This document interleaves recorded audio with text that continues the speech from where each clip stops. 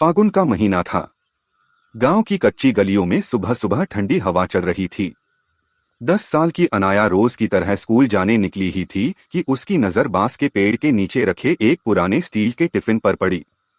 उसने टिफिन उठाया, हल्का था लेकिन गर्म। वो चौंक गई। यह किसका हो सकता है? अनाया स्कूल पहुंची और जैसे ही उसने टिफिन खोला, अंदर रखा था गरम गरम बेसन का लड्डू, बिल्कुल वैसा जैसा उसकी दादी बनाती थीं। और साथ में एक छोटी चिट्ठी, पढ़ाई कभी मत छोड़ना दादी। अनाया की आंखें भर आईं। उसकी दादी को गुजरे 2 साल हो चुके थे।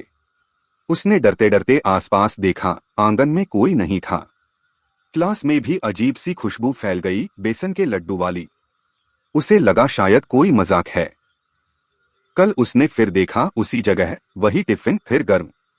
अब की बार चिट्ठी में लिखा था, जब भी डर लगे याद रखना, मैं पास हूं।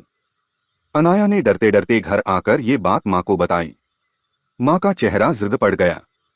माँ ने कहा, बेटा, तुम्हारी दादी की आखिरी इच्छा थी कि तुम्हारी पढ़ाई कभी न रुके। वो हमेशा कहती थीं, यदि कभी तुम्हें मेरी याद आए, मैं टिफिन में आ जाऊंगी। अनाया कांप गई। तो ये कौन दे रहा है? माँ धीरे से बोली, तुम्हारी दादी की रूह अभी भी तुम्हारी पढ़ाई देख रही है। अगले दिन अनाया कांपते हाथों से टिफिन लेने गई, लेकिन वहां कुछ नहीं था।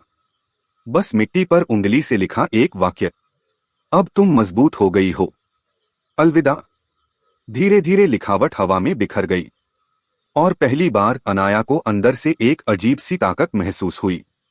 वो मुस्कुराई, आंखें पोंछीं और अपने स्कूल की तरफ दौड़ पड़ी।